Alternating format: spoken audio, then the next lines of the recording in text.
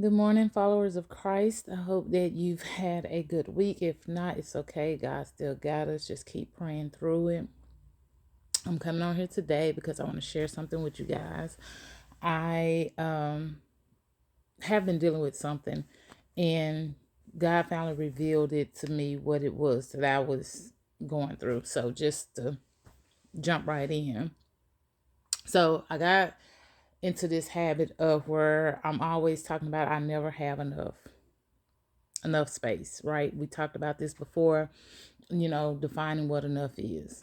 So I've been thinking about ways to try to make room for stuff. And it's been frustrating because it's like nothing has changed for me to feel like I need to, like I haven't added on to my house. I haven't added on, bought excessive amount of things. I replace old things. I'm switching stuff out. But I didn't have room. So just to narrow it down, my nightstand. My nightstand I've had the same nightstand for almost 7 years now. And nothing has changed with my nightly routine, my vitamins and everything all sits on the nightstand. My Bible, everything that I read at night, things that I look at on a regular basis, everything's been there. And nothing has changed about my nightly routine. But for some reason, I was running out of space on my nightstand. And it got very frustrated. Like every week I'll be looking at my nightstand. I'm like, okay. And this is there, that's fine, that's fine. I was like, well, am I having empty bottles of stuff, checking the bottles, expiration dates and things, trying to make room. And I just never could make the room. And so I was praying this morning and meditating with God. And then when I got done praying, I immediately got up because it's our trash day. And I started doing my routine of where I'm gathering up trash and stuff to go out into the big trash. And then I realized something. As I was going through the stuff on my nightstand, there were some things on my nightstand that didn't belong on my nightstand. It was stuff that I needed, but that's not where I would normally keep it. So once I started taking it off, I was like, oh, wow, look, I got my space back finally. I don't have to worry about stuff falling off my nightstand at night. And then I realized the whole time that the stuff that I moved it back to where it was supposed to be. And basically, it was a bunch of papers, policy documents, insurance stuff that I needed to read over and look at for the sake of renewals and stuff like that, mortgage policy, all that kind of stuff. So I put that in the file where it's supposed to be. And then I realized when I got to the file that there were things in there that wasn't supposed to be in there. They were supposed to be somewhere else. So for the first half of the morning, I have been shifting things in my home back to where they're supposed to be in order to create space. A lot of times we think in order to make space in our life for people, we have to remove people out of our life. I know I was one of the world's biggest to think that, like, people come in your life for a season, which is still true because I did throw some stuff away.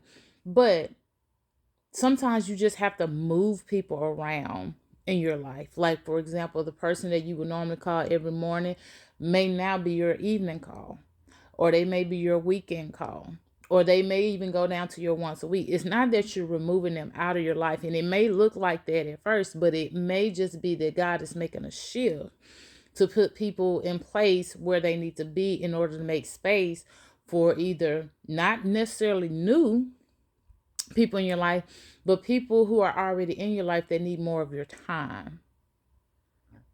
And not just people, but he also may be doing it to make more room in your life to spend more time with him. So if you are going through and like I was just feeling like everything's cluttered, I'm a person that if my mind's cluttered, it's going to show up in my environment. So until I can figure out what's going on and why I'm steady dealing with the clutter in my life, um then my space is going to be cluttered. But today God blessed me would allow me to declutter not only my space, my physical space, but my emotional and mental space, because now I see that. And it kind of started last night with my transitioning of of stuff. So, um, and what I mean by that, I know y'all hate when I leave cliffhangers, but so let's just talk about it. My hair. I'm a permer. I've never been a natural girl. Even when I was a kid, I used to hate having to get my hair pressed because I sweat. I have a very warm scalp, and I sweat throughout. It stays at a very high temperature, and then I sweat throughout the day, regardless if it's hot, cold, whatever outside. So I remember my mom used to dread pressing my hair. I was always the last one because, again, before she was done with it, half my head was sweat. So there was a technique she would have to do in order for my hair to maintain um, the straightening that she did. And then when I got older, teenager, she was so happy that I was old enough to start getting perms, because it was like, okay, I don't have to do this anymore. But even with perms, with perms, you're not supposed to, after you relax your hair, you're not supposed to wet it for, I think it's like 48 hours after you relax it, so that the perm can take. If you sweat it out or doing things the very next day, you'll start seeing the result of that. And so even with perms, I would still sweat because I was a naturally hot head. I would sweat at night when I sleep. And what ended up happening, I would always relax my hair, but it never got bone straight because of that reason. And there was no way for me to, there was no remedy. At least for me, there was no remedy around it. So I got comfortable with having a mild relaxed hair versus, it was manageable. For me, I just needed to be manageable. I need to be able to go through there, brush it real quick, comb it real quick, pull it back in ponytail, whatever, and just go. Because to me, that was more important than the style itself. So since I've been on my health journey, trying to figure out what's going on with my body and things, I did not perm my hair because I wanted to make sure that I didn't have anything that was interfering with the test results. I know that sounds crazy, but that's just how I was doing it. So I stuck to my vitamins, that they were giving me and things like that. And my hair was weak as well. And I didn't want to add chemicals to already weakened hair. So until I got my body healthy enough and my hair strong enough, I wasn't going to relax it. Now, I bought this perm probably 6 months ago because I was like, I'm having faith. This is going to happen. My health is going to turn out good. And then I'm be able to relax my hair. Well, my kiddos and everybody was like, no, mama, because they're natural. They are some bona fide natural, and they have the hair to prove it. And it was like, you shouldn't do that, it's, because everything that everybody have said about perms and things. So I held off on it. But, I was, not really wearing my hair. I was always, which I'm still not against wearing wigs, and I'm still going to be wearing them, just FYI. But I didn't wear them as much back in the day. I would wear my hair for about 2 or 3 days, and then towards the end of the week I would wear the wig the rest of the weekend, and I just switched out like that. But I haven't been able to wear my natural hair because, for one, like I said, when it's in this natural state with no relaxer, it requires a lot of high maintenance for me to manipulate the hair in order to get it to do what I need to do. Even to go in a ponytail was difficult for me. So it's just been this journey of, protective style, with a front lace or whatever. Or I'll get braids and then go back to protective style, things like that. Just things that did not require me to do a lot to my hair. But during this process, I realized that I wasn't feeling like myself. I just still felt off. And so finally, time has passed. I've gotten cleared. I got a clean bill of health about 3 months ago. And I was so excited. And I was like, okay, I'm going to relax my hair. Well, I stalled for a little bit. But last night or yesterday, I made the decision. I said, I'm going to do it. I'm going to do this because I was tired of wearing wigs. I was tired of doing the front lace thing. And I just wanted to do something. I just wanted to feel free, And so the minute I began to do it, I was a little nervous because it's been so long since I did it. I was like, I don't even know if I know how to do this anymore. But I ended up doing it. And in the process of me doing it, I started to feel so natural to me. It started to feel, like I was becoming the person that I knew to be. And it started to, even with my scalp and everything just started feeling more natural, more like me, like I'm finding myself again. And so that started last night, and then to wake up this morning and and go through that cleaning process and organizing process, and realizing that it wasn't that I was out of space. It wasn't that I needed to move or add a room or go buy more storage units. It just meant I needed to put things back the way that they were, because the way that they were was allowed it to be enough space.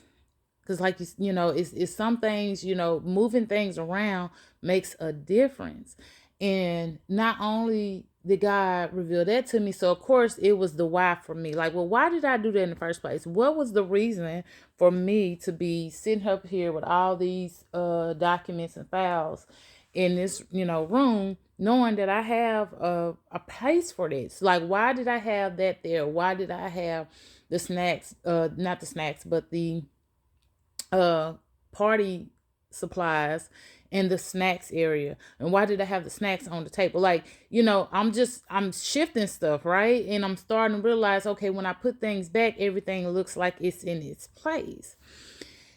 And I got to thinking, and I remember what it was. Now, at the time that I was told this, I really didn't realize how much it had bothered me in my subconscious. But somebody had mentioned to me the reason why your kids or your family come to you for direction on everything is because they know you like things a certain way. And I was like, no, I pretty much, when they ask me, can they do something, I let them do it. Or when I ask them to do something, I don't micromanage. They was like, no, but you still like things a certain way. And I was like, okay, well, I said, well, that may be true. I was like, because, I do think everything has a home, but it bothered me to the point to where it wasn't that people were putting things in the wrong place, but even when I started putting things away, I would not put them in the right place. I wouldn't put them where they went. And what they did, for example, I always felt like dirty dishes should go in the sink. Just go in the sink. Even if you don't have time to wash them, they should go in the sink. And once you get ready to wash the dishes, you can wash them, put them away, or whatever. Well, I got to the point where the dishes wasn't going in the sink. And normally I would just go ahead, take it, and move it to the sink. Well, I stopped doing that. And so it became very frustrating, because in the morning times, whenever we're rushing, we're eating breakfast, and then we run out the door, before I would take a moment, I would allow time for me to put the dishes in the sink. Now I just leave them everywhere. So when I come home, now I have all these dishes lined up on the cabinet. Well, what happens? When I go to cook dinner, there's no space to pull things out. I have to clear the counter, which means in turn I need to wash the dishes, which I would wash the dishes anyway. But if they had been in the sink, I would have started with washing the dishes to clean up the morning, and then started dinner all simultaneously, because I would have pulled everything out that I needed for dinner, set it on the counter, run the dishwater, so on and so forth. But now, because I was allowing things to just be where they are versus where they should be, I was taking up space, valuable space. And the reason why I say it was valuable, because if I allowed that space to be what it was for, the purpose that it was designed for, or that I had the intent for it would have not taken up more of my time in the evenings. Like, now I got to clean off the counter, wash the dishes, or I wash the dishes to clean off the counter in order to start dinner.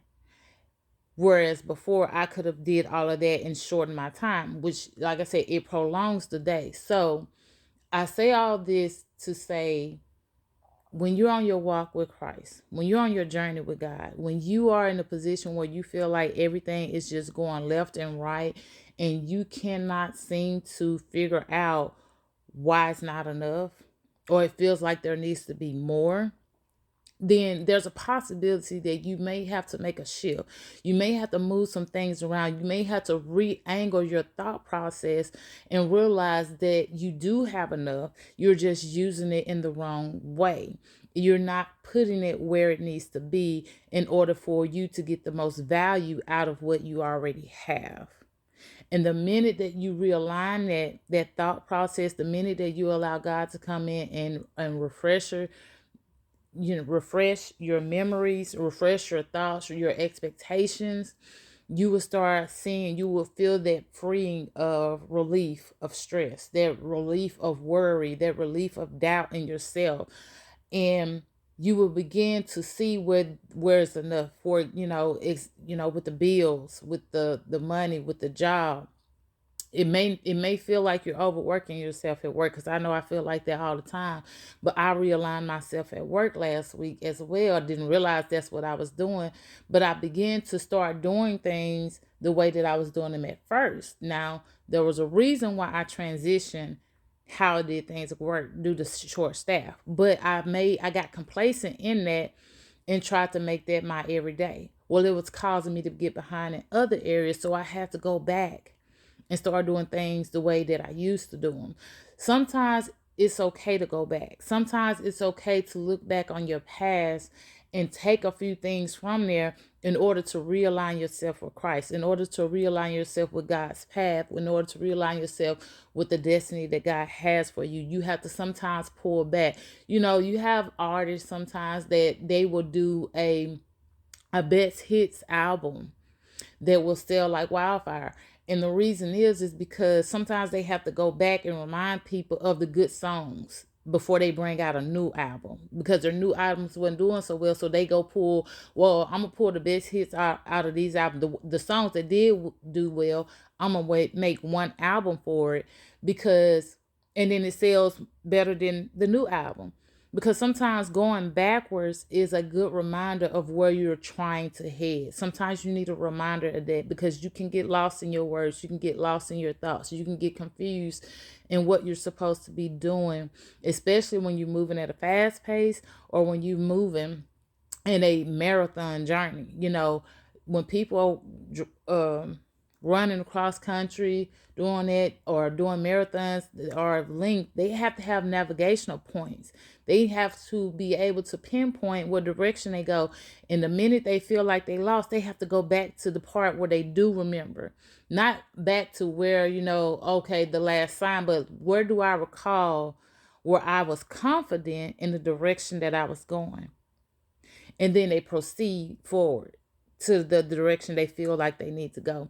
In life, sometimes you have to do that. Sometimes you have to go back. You have to pull things out of your history in order to find your way. But don't get stuck. Don't let it hold you back. Don't try to live your history.